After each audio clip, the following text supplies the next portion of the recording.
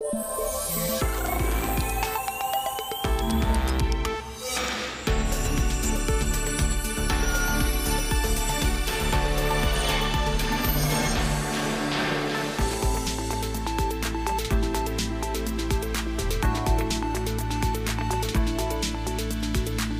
안녕하십니까.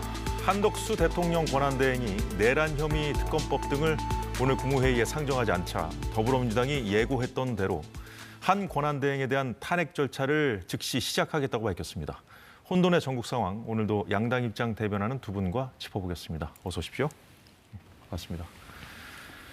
네, 오늘은 민주당이 한덕수 권한대행에게 특검법을 공포하라고 제시한 시안이었는데요. 한덕수 권한대행은 아침 국무회의에서 민주당 요구를 수용할 뜻이 없음을 밝혔습니다. 수사를 하는 쪽과 받는 쪽이 모두 공평하다고 수긍할 수 있는 법의 틀을 만들어내기 위해 여야가 노력을 하지 않으면 대한민국에는 지금보다 한층 심한 불신과 증오가 자라날 위험이 큽니다.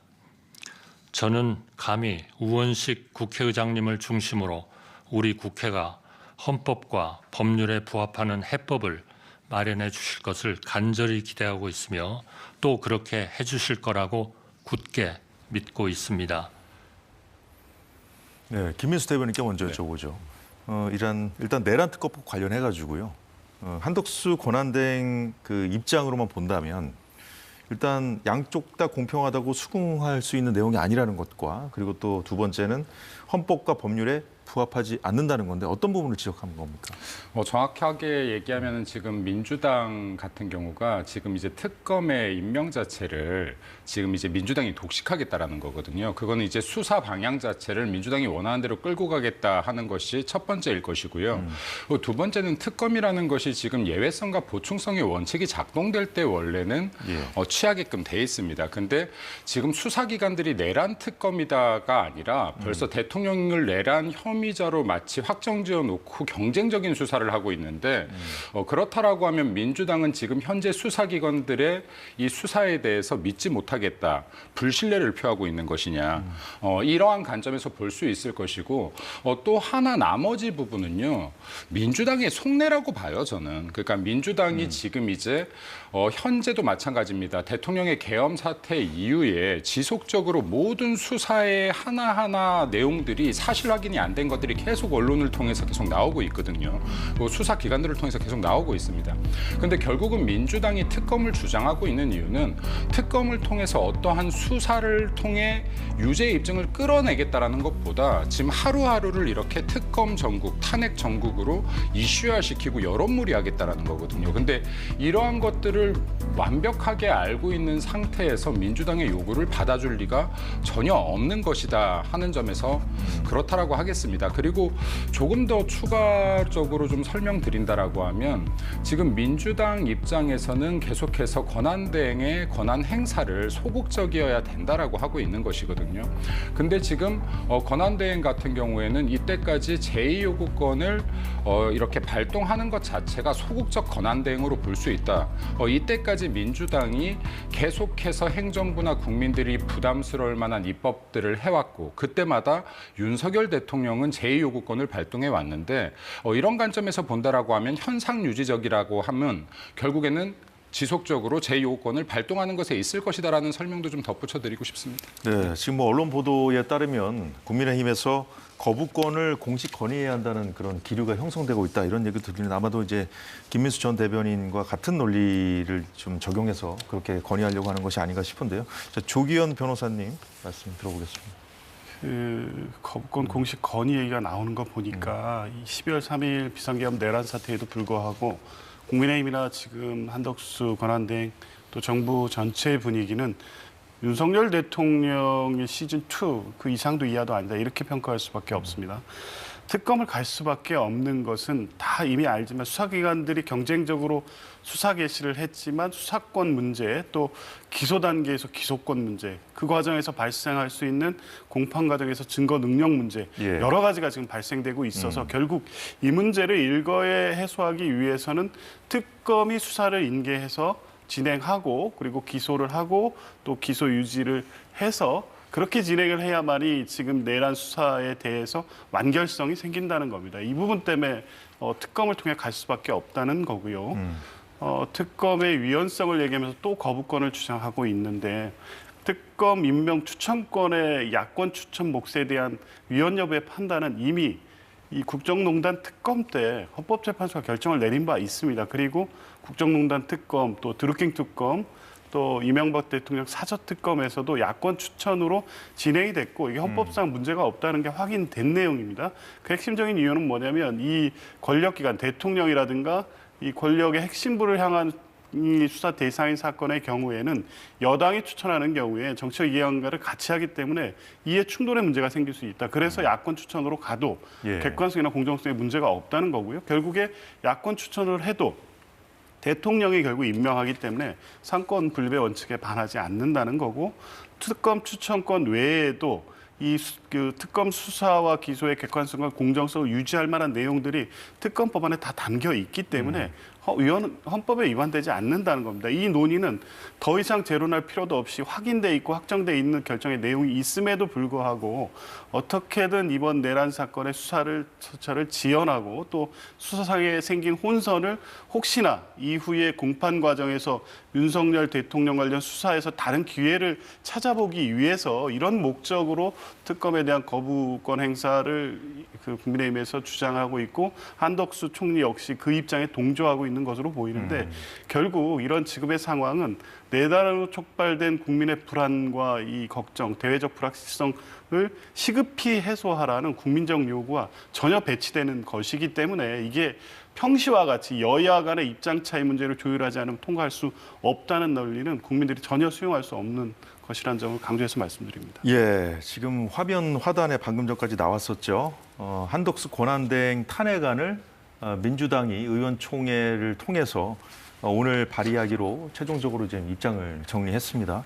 26일 본회의에 보고하기로 했는데, 자 오늘 오전에 사실상 뭐 한덕수 권한대행이 이제 이 내란 특검법에 대해서 이제 거부권을 시사한 것이잖아요. 이제 그렇게 봐도 좀 무방한 그런 상황인데 즉시 탄핵 절차에 돌입하겠다 이렇게 밝혔고 이에 대해서 국민의힘도 반발했습니다. 영상 잠시 보고 이어가도록 하겠습니다. 한덕수 총리는 오늘 국무회의에서 특검법을 공포하지 않겠다는 뜻을 분명히 했습니다.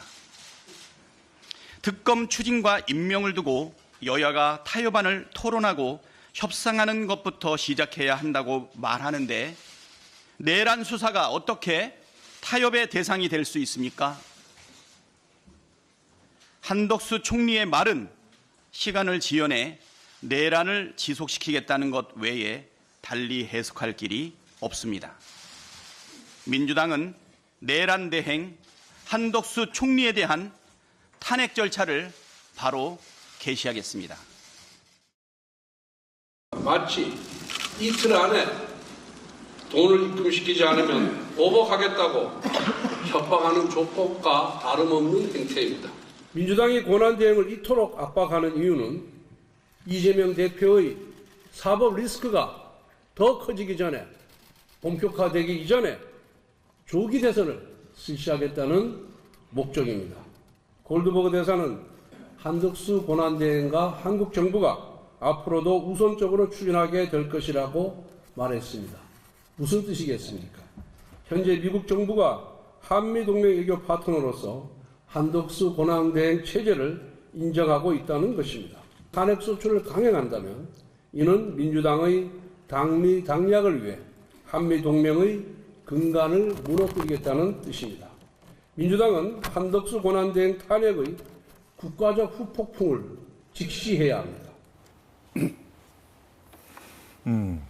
사실 의원총회 그 결론이 나기 전까지 26일 날 이제 헌법재판관을 3명을 이제 본회의에 이제 올려서 이제 최종적으로 임명하는 절차를 앞두고 있는 상황이니까 26일 상황까지 좀 보고 탄핵을 할지 말지 좀 정하자 이런 그 얘기들이 민주당 내에서도 있었답니다. 그런데 이제 좀 신속히 좀 탄핵을 추진하는 쪽으로 지금 가닥을 정리한 거거든요. 근데 이제 사실 어제까지도 그랬습니다. 이제 민주당에서 또 탄핵을 한다면 그 부분에 대한 좀 부담감도 있지 않겠냐 이런 얘기도 있었는데 오늘 이렇게 신속하게 추진하고 그 결정한 배경은 뭐라고 보십니까? 일단 이 부분은 제가 그 기존에도 계속해서 이러할 것이라고 이야기를 해왔는데요. 어차피 정해진 수순이었다. 그러니까 한덕수 총리에 대한 탄핵 여부는 탄핵 소추 여부는 민주당의 정치적인 판단에 의한 것이지 법 위반에 대한 부분들이 아니다라고 했던 것이 애초에 만약에 한덕수 권한대행이 지금 이렇게 법에 대한 제의 요구권을 발동하고 그리고 지금 헌법재판관을 임명하지 않는다라고 하면 민주당은 무조건 이렇게 탄핵 소추의 그 절차를 밟을 것이라고 했는데요. 이 부분에서만 봐도 민주당이 지금 얼마나 정치적인 공작을 하고 있는지를 명확히 보여준다라고 생각합니다. 정확히 이야기하면 지금 이거는 내란 정국이 아니고요. 계엄까지는 맞아요. 근데 내란에 대한 확정된 바가 없습니다. 계엄의 원인에 대한 조사를 한다라는 건 있을 수 있지만은 지금 내란죄를 확정 지어놓고 갈 수 없는 것인데 지금 이에 대한 발언을 하는 사람들을 내란 동조자라든지 공범이라든지 하는 형태로 지금 계속해서 프레임을 짜고 있는 것이고 그리고 명확하게 또 헌법이 보장하고 있는 것은 법에 대한 공포기간 15일을 주고 있거든요. 근데 이것조차도 지키지 않고 지금 빠르게 법에 동의하지 않는다라고 해서 지금 탄핵을 지금 또 고려하고 있는 것이고요.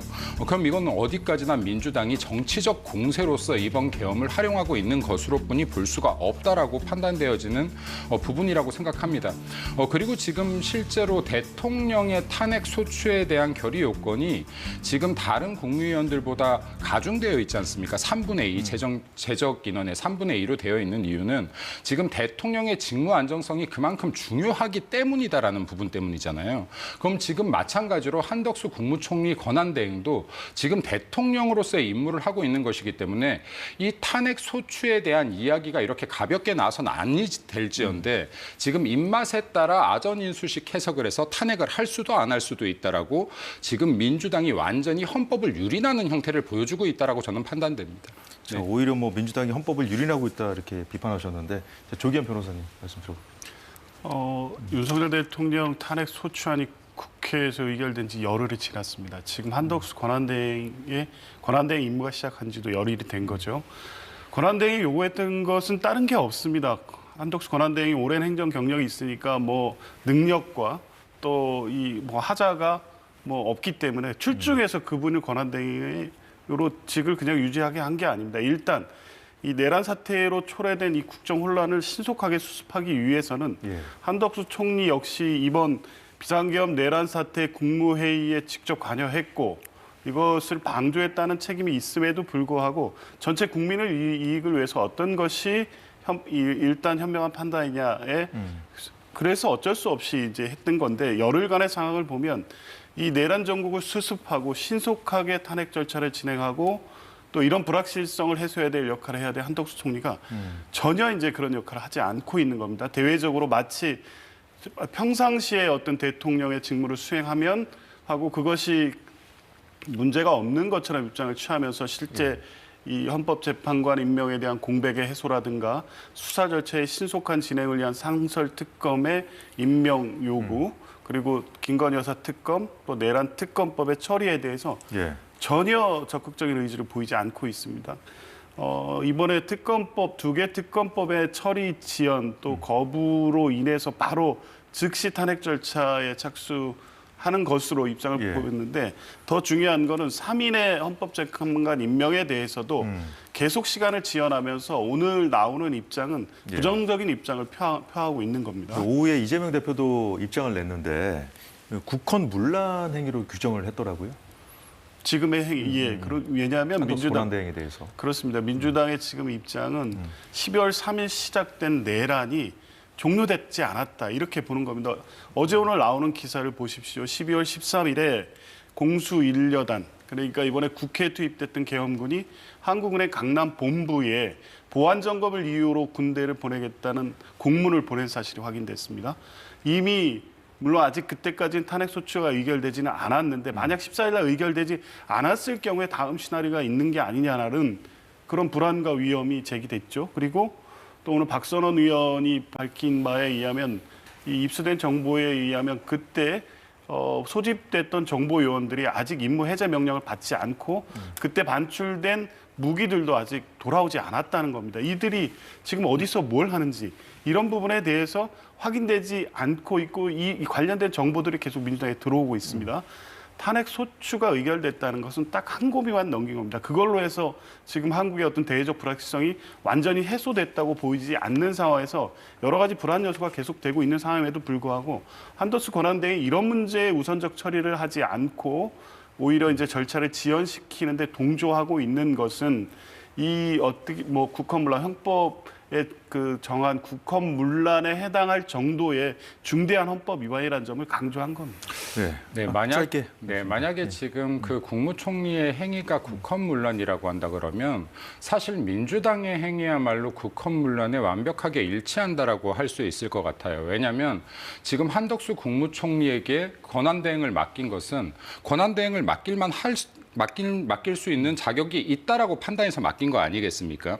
그럼 탄핵 소추라고 하는 것은 이 직무상의 위법이나 위헌행위가 있어야 되는 것인데 지금 한덕수 국무총리가 권한대행으로서 했던 행위 자체가 없어요. 그러면 지금 이제 제2요구권을 썼다라는 것뿐이 없는데 이것만으로 이제 와서 이게 탄핵 소추의 이유가 된다라고 하는 것은 우리 입맛에 따라서 지금 헌법을 해석하고 그리고 탄핵 소추를 들었다 놨다 할 수 있다. 그럼 이거야말로 국헌문란이라고 보이고 또 이러한 행위는 비단 이번 지금 권한대행뿐만이 아니라요.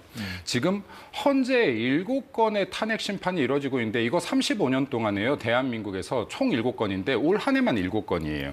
이 정도로 지금 국무위원들이나 방통위원장 그리고 지난 문재인 정권을 감사하던 감사원장까지 탄핵 소추를 했다라고 하는 것은 탄핵 사유가 되지 않음에도 불구하고 행정을 마비시킬 목적 그리고 국헌을 문란하게 할 목적이 아니었다라고 하면 해석하기가 굉장히 힘든 부분이다라는 말씀도 좀 설명드리고 싶습니다. 지금 이제 말씀하신 게 그 내용인데 이제 거부권 때문에 탄핵을 하겠다는 것은 이제 정치 선언적인 얘기고 이제 탄핵하는 그 국무회의 그럼 이제 계엄 선포 그 직전에 국무회의에 참석한 것을 이유로 적시할 거다라는 그런 보도가 어제까지 있었거든요. 아직 뭐 탄핵안이 이제 발의돼봐야 이제 내용을 정확히 우리가 알 수 있기 때문에 그 부분 지적하셨는데 네, 반론해 그렇습니다. 주시죠. 한덕수 권한대행에 대한 이 탄핵 사유는 12월 3일 비상계엄 선포 국무회의에 참여해서 이번 내란 사태에 동조했다는 부분입니다. 그게 핵심이고요.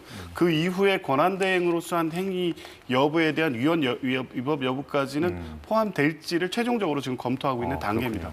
핵심적인 이유는 12월 3일 비상계엄 내란 사태에 국무총리로서 국무회의에 참석했고 이것을 막지 않고 실질적으로 동조하고 방조한 책임에 대한 것이기 때문에 이 부분은 국헌문란에 방조한 책임으로서 위헌 위법성이 명백합니다. 탄핵 사유에 충분하고 뭐 사유로서 뭐 그 이상을 더하지 않는다고 하더라도 탄핵이 가결될 가능성이 높은 사안입니다. 자, 앞서 영상에서 본 내용 중에 권성동 원내대표가 자, 오히려 역으로 민주당이 호통치듯이 경고한 내용 보지 않았습니까? 자, 한미 동맹의 근간을 흔드는 일이다. 자, 이렇게 지적한 부분 어떻게 보셨어요? 지금 한미동맹의 근간을 매우 흔들고 있죠. 일단은 지금 미국에서도 권한대행을 지금 존중한다라는 발표들이 지금 여러 곳을 통해서 나오고 있고요. 그리고 지금 제가 아까 국헌문란이라고 했는데 어제죠. 여기에 지금 농민들의 이름을 가장해서 지금 이렇게 시위가 있었습니다. 네, 어떤 사람들인지는 확인이 안 된 거죠? 네, 그 사람들인 거 확인이 안 됐다라고 해도 짐작할 수 있는 문구들이 충분히 있는 것 같아요. 예를 들어서 지금 북한에 대한 문구들도 크래커에 붙여져 있었었고 또 그건 누가 보더라도 농민들이 사용하는 차량이 아니죠. 그게 기구가 아니죠. 완전한 새 것들이 지금 이동하고 있었고 이러한 것들도 마치 지금 무력행위처럼 정말로 경찰들의 공권력을 무너뜨리고 도시에 진입하고 있는 거 아닙니까? 인도까지 점령하면서. 근데 이러한 부분들을 본다라고 하면 이게 지금 합당한 추정은 종북주의자나 반미주의자들에 의한 시위로 보이는데 이러한 것들 역시도 지금 충분히 공식 공식적인 이런 방송들이 아니라고 하더라도 이런 사진 자료나 보도 자료를 통해서 나아가고 있는 추세이다라는 것이고요. 이러한 부분들은 지금 특히 트럼프 당선 이후에 한국과 미국의 이런 관계성이 중요시되고 있는 시점에서 굉장히 나라의 국익을 해치는 행위다라고는 판단도 됩니다. 또한 아까 변호사님께서 말씀하셨던 부분 중에 만에 하나 그런 사유로 권한대행이 탄핵 소추가 될 거라고 하면 애초부터 권한대행의 역할을 주지 않았어야 되는 것인데 민주당 입장에서는 한덕수 국무총리가 우리말 좀 잘 듣겠는데 유약해 보이는데 라고 해서 권한대행을 맡겼다가 본인들의 뜻대로 되지 않으니 탄핵 소추를 지금 이전 것으로 끌고 들어가려고 하고 있다라고 보는 것이 합당하지 않겠는가 생각되어집니다. 자, 일단 그러면 네. 일단 마지막 부분에 대한 반론부터 좀 잠시 듣고 한미 동맹에 관련된 발언 그 질문을 좀 드리겠습니다. 네. 논점을 좀 두 가지로 좀 제시하셨기 때문에. 12월 3일에 내란 예. 사태 국무회에 참여한 것 자체가 주된 탄핵 사유입니다. 그렇게 되면 예. 국무총리로서 한 행위이기 때문에 가결 정족수 문제나 이런 거에 아무 문제가 없고요. 이제 먼저 말씀하신 것 중에 좀 네네. 반드시 확인해야 될 게 있는데 좀 다소 위험한 발언하신 것 같습니다. 그 당일 트랙터 행진을 한 거는 전국 농민의 총연맹 소속의 농민들입니다. 그리고 농사에 사용하는 트랙터를 몰고 전국에서 며칠을 걸어서 올라왔고요. 올라오는 동안에 수도권에 진입했을 때 경찰들의 안전한 조치를 받으면서 온 겁니다. 그게 갑자기 남태령 고개에서 막힌 거고요. 그게 교통 혼잡을 이유로 한 것이었습니다. 그때 만약 통과를 허용했다고 하면 거 한남동 앞에서 집회를 한 다음에 이 광화문 쪽에 있었던 본집회에 합류하고 평화적으로 그냥 돌아갈 분들이었습니다. 여기에 반국가 세력 내지는 신원의 불확실성 이렇게 얘기하시는 거는 매우 위험한 말씀인 것 같고요. 한미 동맹 관련 발언. 예, 한미 동맹 관련돼서 한미 동맹의 근간을 흔든 것은 12.3 내란 사태였습니다. 당시에 미국 당국의 입장이 어떻게 나왔습니까? 연락도 없었고요. 군사가 이동하는데 한미 동맹 차원에서 말도 안 되는 상황이 벌어진 겁니다. 미국 국무부에서 당시 어떤 입장이 나왔습니까? 한국 정부 또 대통령에 대해서 매우 이 외교적으로 허용되지 않는 부적절한 직접적인 지적이 할 정도로 문제가 심각했습니다.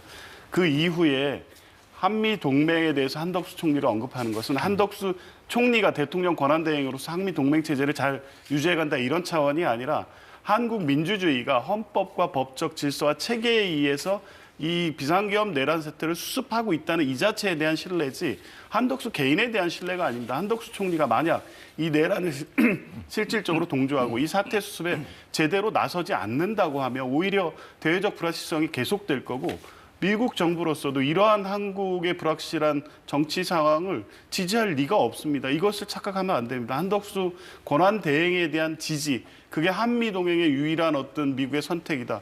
미국의 지금 시각은 그렇지 않습니다. 자, 미국도 지금 한국 상황을 예의주시하고 있기 때문에 앞으로 계속해서 어떤 입장과 반응을 내는지 좀 지켜봐야겠습니다. 자, 이런 상황에서 정부가 또 입장을 냈어요. 민주당의 그 한덕수 대행에 대한 그 탄핵 추진에 대해서 대단히 유감이다라는 입장을 밝혔는데 지금 화면에도 나오고 있죠. 좀 심사숙고해 줄 것이라고 생각한다. 앞으로 뭐 국회 상황을 좀 더 지켜보겠다는 얘기인지 모르겠습니다만, 자, 그런데요, 거의 이 정부 고위 관계자의 입장이 나왔을 때 거의 동시간대에 우원식 의장도 입장을 냈거든요. 잠시 들어보겠습니다. 한덕수 권한대행이 내란 특검 및 김건희 특검법 처리와 헌법재판관 임명 문제를 여야가 타협안을 토론하고 협상할 일로 규정 다시 논의 대상으로 삼자고 하는 것은 매우 잘못된 일입니다. 네, 자, 우원식 의장 발언 어떻게 들으셨습니까? 이게요, 대한민국 헌법이요, 국회에게 이런 권한을 줬습니다. 의회주의에 입각해서 법을 입법할 권한을 줬거든요. 예. 근데 이 국회에서 법을 입법했다라고 해서 바로 공표되고 효력이 발생하질 않아요. 대한민국 헌법은요, 최종적으로 국민의 신임을 받은 대통령의 신임을 더해야지 비로소 법이 공포되고 효력을 발휘하게끔 돼 있습니다. 예. 이 말인 뜻은 최종적으로 대통령이 법에 대한 공표를 해야 된다는 거예요. 그럼 이 권한대행으로서 지금 역할 한덕수 총리가 하고 있는 거 아니겠습니까? 그럼 이 법을 공포한다 혹은 지금 제2요구권을 사용한다는 예. 한덕수 총리의 지금 권한인 거예요.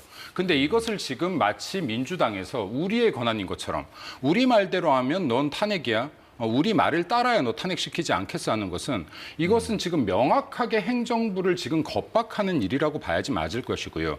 헌법상으로도 맞지 않는 지금 주장을 하고 있다라고 봐야 타당할 것이라고 판단되어집니다.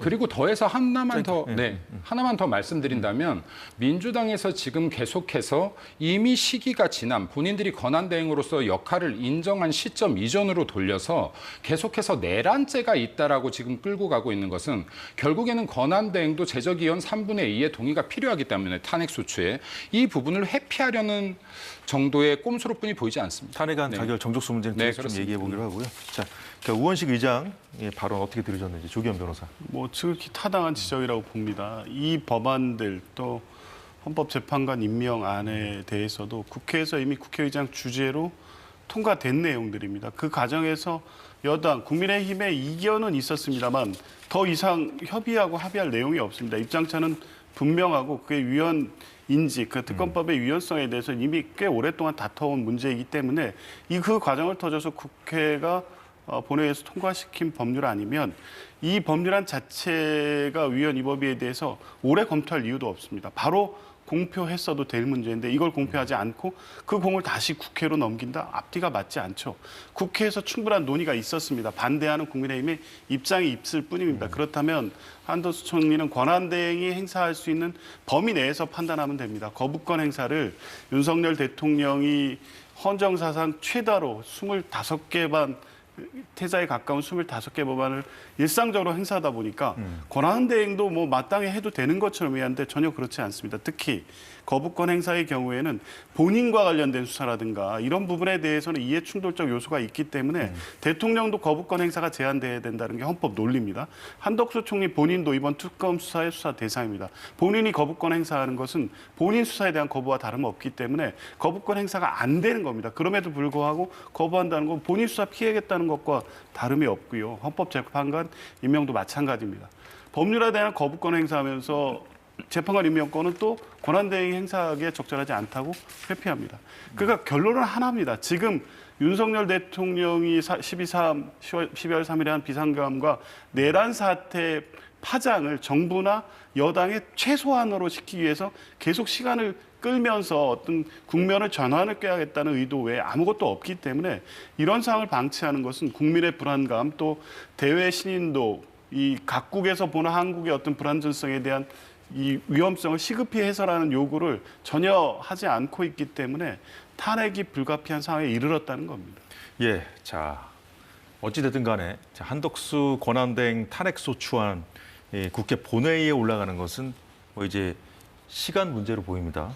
사실상 이 탄핵안 그 처리가 이제 현실화됐기 때문에 가결 정족수 아까 말씀을 좀 주셨는데요. 그 기준을 둘러싼 충돌도 격해질 거로 보이는데요. 오늘도 공방이 이어졌습니다. 야당은 한덕수 대행을 권한대행이 아닌 국무총리로서 탄핵하겠다고 합니다. 탄핵을 하는 이유는 권한대행으로서의 직무 수행인데 탄핵의 공식 사유는 국무총리로서의 직무 수행이라는 것입니다. 이런 말장난이 세상에 어디에 있겠습니까? 한덕수 총리 탄핵이 3분의 2 이상이 되어야 한다는 말은 틀렸습니다. 비록 직무가 정지되었지만 윤석열의 현재 신분은 대통령입니다. 2명의 대통령이 동시에 존재할 수 없고 한덕수 국무총리는 국민이 선출하지도 않았습니다. 국무총리에 대한 탄핵은 일반 의결 정족수, 즉 제적의원 과반수 찬성으로 가능하다는 점을 다시 한번 분명히 해둡니다. 그 가결 정족수의 그 기준점을 한덕수 권한대행의 직무, 지금 하는 일로 볼 것이냐, 아니면 직위, 신분으로 볼 것이냐 계속 부딪히고 있는 상황인데, 자 그런데 국회 입법조사처하고요, 국회 운영위도 입장을 냈는데 지금 화면에 나오는군요. 국회 뭐 기관이라고 해야 됩니까? 네. 입장이 갈립니다. 입법조사처는 대통령 권한대행이 총리로서 직무를 수행하는 중에 탄핵 사유가 발생할 경우에 국무총리에 대한 요건이 적용된다. 국무총리 요건이 적용된다. 그러니까 국무총리라는 직위, 신분으로 봐야 된다는 것인데, 그런데 중요한 것은 이 탄핵 사유, 민주당이 지금 추진하겠다는 거 아닙니까? 그 탄핵 사유가 발생한 시점을 총리로서 직무를 수행하는 때로 지금 기준점을 잡았다는 것, 그것을 보면서 이해를 해야 될 것 같고요. 자, 국회 운영위 입장은 대통령에 대한 요건을 대행자에게도 동일 적용하는 것은 대행자의 지위와 직무를 고려할 때 적절한 것으로. 그러니까 대통령과 같은 그러니까 그 신분, 직위로 보고 이제 해야 된다는 그런 얘기. 완전히 다른 얘기입니다. 국회 운영위하고 입법조사처도 다르고. 근데 이제 우원식 의장도 이제 관련해서 입장을 냈는데 입법조사처의 의견 등을 참고해서 판단하겠다 이런 입장을 냈거든요. 그러니까 국회의장하고 입법조사처 그리고 운영의 입장도 갈리는 상황. 국민 여러분들께서 지금 국회 입법조사처와 국회 운영위의 지금 이 해석을 자세히 꼼꼼히 읽어보시면 한쪽은 명쾌한데 한쪽은 해석의 여지가 굉장히 많다라는 거 국민 여러분들께서도 느끼실 것 같아요. 법이 이어령, 기어령 해서 뭐 코에 걸면 코걸이, 귀에 걸면 귀걸이해서 안 되는 것인데요. 지금 보면 총리로서 직무를 수행하는 중에라고 돼 있습니다.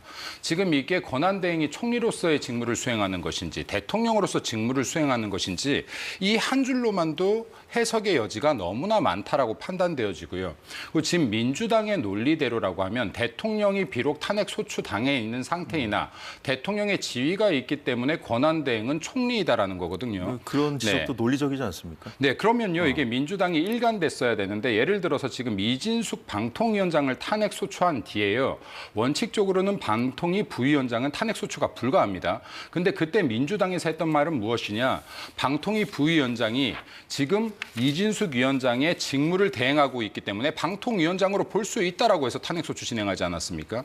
자, 이러한 부분들이 지금 민주당이 아전 인수격이고 법을 그때그때 자기들 입맛대로 해석한다라는 거예요. 그래서 지금 어떤 누가 본다고 하더라도 현재 대통령의 권한을 대행하고 있는 사람이고 그렇다라고 하면 대통령의 업무의 지속성과 안정성을 위해서 지금 탄핵소추에 대한 심의 규정을 가중시켜 놓은 것인데 똑같이 적용되는 것이 맞다라고 판단되어지고 그리고 헌법에서 이러한 부분까지 아주 상세히 규정되어 있지 않은 게 너무 아쉬운 부분인데요. 근데 헌법학자들이라고 이런 것까지 생각을 했겠습니까? 대통령 뒤에 국무총리까지 탄핵하는 지금 민주당의 행태까지는 상상하지 못했을 것이라고 판단되어집니다. 그래서 이러한 부분들에 대해서 민주당이 더 이상은 대한민국의 헌법을 마음대로 개인들의 잣대로 해석할 것이 아니라 이 법 질서와 그리고 법의 안정성을 위해서라도 이러한 부분에 대해서는 균형과 형평성을 좀 찾아주길 바란다는 말씀도 덧붙여드리고 싶습니다. 조기현 변호사 반론 듣겠습니다. 그 헌법에 규정된 대통령을 비롯한 주요 그 고위공직자에 대한 탄핵 절차는 직위에 대한 탄핵입니다. 그러니까 파면함으로써 위헌 위법한 공무원을 징계하는 절차입니다. 직무는 직무 수행 중에 사유를 이유로 그 직위를 파면하는 것이 탄핵 절차입니다. 그리고 헌법 77조가 권한대행 체제를 상정해 놓은 것은 대통령이 불가피하게 거리되거나 사고가 발생하는 경우에 임시적, 한시적 절차로 권한대행을 직무를 수행하게 한 것뿐입니다. 그 지위를 대통령의 지위에 준해서 가중된 이 가결 요건을 적용한다는 건 말이 안 되고요. 실제 헌법학자들 대다수, 그러니까 거의 이론이 없이 이 부분은 151석, 그러니까 과반수의 찬성으로 가결되는 것이 헌법에 맞다라고 해석을 하고 있습니다. 입법조사처도 당연히 그 입장을 밝힌 거고요. 국회 운영위원회의 그 입장은 모르겠습니다. 또 어떤 입장에서 그런 내용을 봤는지 모르겠지만 적어도 이 151석, 그러니까 과반수에 의해서 이 탄핵 요건이 성립한다는 내용에 대해서는 헌법적으로도 그렇고 지금 해석 논상에 이견이 없고 헌법 77조의 권한 대행 체제의 규정이라든가 이런 걸 전체적으로 고려했을 때 이것을 가중 요건, 그러니까 현재 대통령 사고 상태인 대통령이 존재함에도 불구하고 똑같이 대통령 탄핵 요건을 적용해야 한다는 주장은 억지 논리입니다. 아마도 법 규정이 좀 명확하다면, 좀 더 명확하다면 좀 이런 논란이 없었을 텐데 만약에 이제 이런 논란을 뒤로하고 야당이 이제 본회의에서 가결시켜서 이제 헌재에 넘겼을 때 이게 여당은 지금 이제 뭐 정부를 붕괴시키겠다는 선언이다, 또 좀 반발했다는 소식이 지금 막 들어왔는데 만약에 한덕수 권한대행이 물러나지 않고 지금 직무를 계속 뭐 이렇게 한다거나 이런 식으로 나올 가능성 혹시 염두에 두는 게 없습니까? 그럴 수는 없을 겁니다. 이 만약 탄핵 안이 151석의 이상의 찬성으로 가결이 된다면 바로 네. 헌법재판소로 가결 소추안이 넘어갈 거고요. 직무는 중지됩니다. 만약 직무를 수행한다고 하면 이것은 헌법에 반하는 거고요.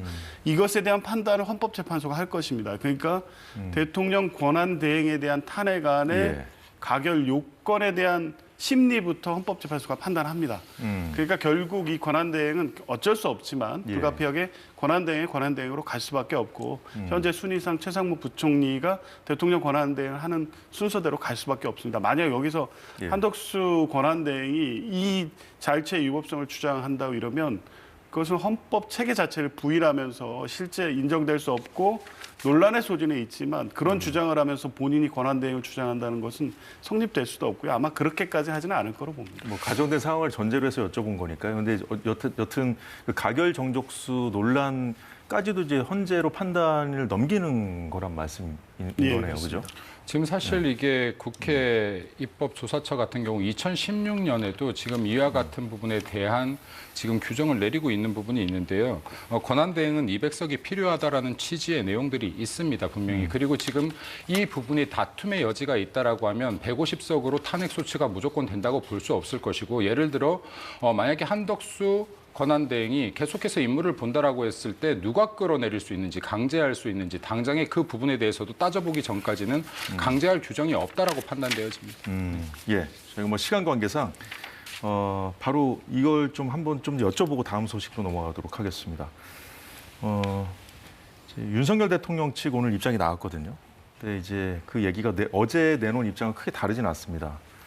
일단은 이 고위공직자범죄수사처에서 2차 소환을 지금 해놨는데, 소환 요구를 했는데 출석하기 어렵다 이런 입장을 냈고, 그러면서 헌재 탄핵 심판 절차가 좀 그 우선이라는 생각을 하고 있다는 거예요. 자, 그런데 지금 국회 상황을 보면 헌법재판소도 어쨌든 대통령이 서류를 받은 걸로 이제 해서 이제 사실상 심리에 들어가겠다는 거예요. 6인 체제, 6인 체제라는 그 문제가 남아 있고, 그리고 또 국회 상황은 지금 이렇잖아요. 이런데 대통령은 탄핵 심판 그 설명이 우선이다 이런 입장이거든요. 제대로 작동되겠습니까? 전개될까요, 상황이? 어떻게 보십니까? 일단 대통령의 입장이 충분히 합리적이라고 생각합니다. 그러니까 이 부분을 저는 좀 명확하게 짚어드리고 싶은데요.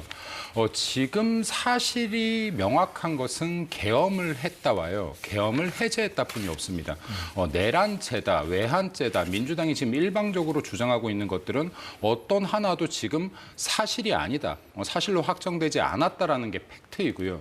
그렇다라고 하면 지금 대통령이 아까도 말씀하셨지만 민주당에서도 말했거든요. 대통령의 신분을 유지하고 있다고. 대통령의 신분을 유지하고 있는 상태에서 이게 검찰이 됐든 경찰이 됐든 공수처가 됐든 이곳들에 가서 지금 수사를 받는다고 하는 것은 적합하지 않은 것이고, 이 모양새조차도 적합하지가 않은 것이고요. 그렇다라고 한다라고 하면 탄핵에 대한 심판이 먼저 선행되어야 될 것이다라는 지금 합리적인 주장을 하고 있다라고 봅니다. 그렇기 때문에 지금 민주당 같은 경우에는 무려 내란죄입니다. 지금 민주당이 주장하고 있는 게 내란 외환죄예요. 그럼 이러한 부분들에 대해서 기정사실처럼 말함으로 인해서 이에 대해서 지금 저처럼 반박하는 사람은 내란 동조죄라고 하고 있고요.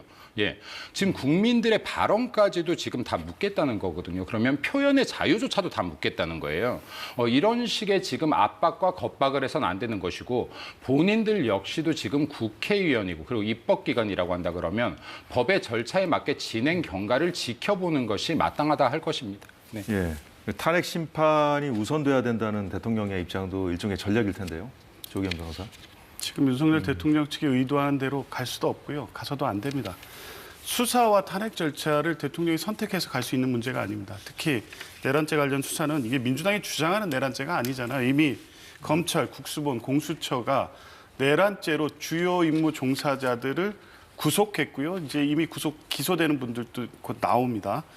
법원이 받아들인 겁니다. 그러니까 구속영장을 받아들인 거는 그 범죄의 중대성, 그러니까 내란죄에 대해서 어느 정도 소명이 이루어졌다는 거고요.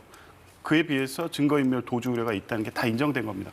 법원도 인정한 겁니다. 내란죄를 주장하는 게 아닙니다. 이미 성립이 상당한 혐의 사실이 확인되고 있기 때문에 가는 것이고요. 수사는 대통령이 내가 좀 뭐 탄핵 절차부터 할 테니까 좀 기다려달라 이렇게 될 문제가 아닙니다. 지금 공수처가 이번에 2차 불응하는 경우에는 아마 체포영장 발부를 고민하고 있는 것으로 알고 있습니다. 당연합니다. 수사받는 자가 내가 뭐 탄핵 절차를 가야 되니까 수사 절차는 좀 미루겠다. 이걸 공수처가 받아들일 리도 없고요. 그래서도 안 되는 것이고 특히 긴급한 어떤 수사의 필요성은 증거인멸에 대한 우려입니다. 지금 당연히 지금 관저나 그 주변에서 어떤 일이 이루어지고 있는지 알 수가 없습니다. 경호처를 통해서 압수수색도 맡고 있고 대통령은 아무런 입장도 내지 않고 모든 절차를 지연하고 송달도 받지 않고 있습니다. 신속한 수사가 필요하고요. 대통령이 탄핵 절차를 우선해야겠다는 것은 결국 수사를 지연시키고 탄핵 심판 절차에서는 수사 자료를 송부받아야 됩니다. 그래서 파면 여부에 대한 증거 조사를 해야 되는데 이 절차까지 같이 지연시키겠다는 건데 그걸 기다려 줄 리도 없고요. 아마 공수처나 다른 수사기관도 25일 불응이 확실해지면 그 후속 조치로서 강제적인 어떤 인신 확보 절차로 갈 수밖에 없을 것이다 이렇게 봅니다. 예, 여야 간의 극심한 대립 속에 오늘 국민의힘에서 이슈가 하나 있습니다. 5선의 권영세 의원을 비상대책위원장으로 추대했습니다. 관련 영상 잠시 보겠습니다. 당이 안정이 되지 않은 상태에서는 쇄신이 이루어질 수가 없어요. 그 안정의 가장 중요한 부분이 당의 단합인데 뭐 단합이 안 되고 그래서 당의 안정이 안 된 상태에서 어떻게 당을 바꿀 수가 있겠어요.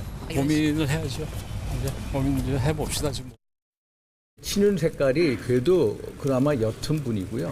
지금 우리가 친윤 비윤 따질 때가 아니다. 그것은 어떻게 보면 친윤 비윤이 중요한 게 아니라 우리가 어떻게 이 난국을 돌파하는 게 더 중요하다. 네, 일단 조기현 변호사께 이건 먼저 여쭤보겠습니까? 여당 상황인데 예, 비대위원장 선임 예, 어떻게 보셨습니까? 글쎄요, 뭐 다른 대책이 있겠습니까? 지금 뭐 쇄신형이냐 안정형이냐 이런 논의가 있었다고 하는데 그것은 뭐 여러 논의 명분의 어떤 측면인 거지 실질적으로 지금 국민의힘은 이 내란 사태를 어떻게 수습할지가 가장 중요하고 국민들의 지금 국민의힘을 어떻게 지켜보고 있는지 이게 가장 중요한데 이런 부분에 대한 생각은 전혀 없는 것 같습니다. 최근에 권성동 원내대표가 특검이라든가 헌법재판관 임명이라든가 수사와 관련돼서 보이는 입장을 보면 국민 정서와는 완전히 배치돼 있습니다. 권영세 비대위원장 같은 경우에는 뭐 친윤 색채 당연히 정치적 부담이 있을 수 있을 텐데요. 친윤이었냐, 뭐 친한이었냐 이게 중요한 게 아니라 지금 12.3 내란 사태 이후에 국민들이 느끼는 불안감을 당시 여당으로서 어떻게 책임 있게 수습할 것이냐. 실제 국민들에게 여당으로서 이 같은 어떤 일말의 책임감이 있느냐 이런 모습을 1차적으로 보여주는 게 중요한데 공식적으로 사실 국민의힘 차원에서 12.3 비상계엄 내란 사태에 대한 사과조차 없었습니다. 만약 권영세 비대위원장이 국민으로부터 그나마 또 신뢰를 얻기 위해서는 12.3 비상계엄 내란 사태에 대한 분명한 입장, 국민에 대한 사과부터 시작해야 된다. 그게 출발이어야 되고 그 일관된 입장을 가지고 지금 대두되고 있는 과제에 있는 특검이라든가 헌법재판관 임명에 대한 신속한 처리에 협조하는 것만이 비대위원장으로서 지금 가장 중요한 역할이 아닌가 싶습니다. 네, 자 김민수 대변인. 네. 지금까지 이제 계엄 선포 이후에 국민의힘이 해온 것을 보면 이게 대통령하고는 거리를 두고 있거든요. 거리를 두고 있는데, 근데 이제 민주당으로부터는 내란 옹호 정당이라는 비판을 받으면서까지 어찌 보면 좀 지연 전략도 좀 펴고 있는 상황 아니겠습니까? 그렇다면은 대통령의 탄핵을 막겠다는 건지 아니면 일단 최대한 헌재 심리 심판 이런 걸 좀 지연시키면서 향후 어떻게 할 건지 모색할 방향을 모색한다는 건지 명확하게 좀 보이지가 않습니다. 사실 이게 그 내부에서도 의견들이 워낙 갈려서 저도 판단하지 못하겠습니다. 제 개인적 의견을 말씀드려야 될 것 같은데요. 아마도 국민의힘은 이런 위기 상황에서 선명성을 강하게 드러낸 적이 없어요. 네, 우리가 어떻다라고. 방금 앵커가 지적한 부분이 정확할 것 같습니다. 대통령과는 적당한 거리를 두고 이 부분을 어떻게 해결할 수 있을까 생각하는 것 같은데 제 개인적인 바로는 그러한 길은 없다라고 보여집니다. 그러니까 지금은 수습 비대위나 수습 정국이 아니라 민주당의 행태에 대한 강한 투쟁적 비대위가 서야지만 이 문제를 해결할 수 있다라고 저는 개인적으로 보고 있습니다. 왜냐하면 계엄이라는 사건은 아까 제가 진실이라고 했고요. 계엄을 했고 계엄을 해제한 것까지는 진실이다. 근데 지금 민주당 같은 경우가 윤석열 대통령이 당선된 이후부터 지속적으로 탄핵을 입에 거론시켜 왔고요. 그리고 탄핵과 특검으로 점철된 지금 이 탄핵 전국을 만들어 왔어요. 행정부, 입법부, 사법부 다 마비시켜 왔어요. 근데 이러한 부분들에 대해서 강력하게 이번에 국민의힘이 투쟁을 해야지만은 이 전국을 바꿀 수 있고 안정화시킬 수 있는 것이지, 예를 들어서 지금 계엄이라는 사실, 이 부분 사실 되게 무서운 단어 아닙니까? 계엄이라는 단어가.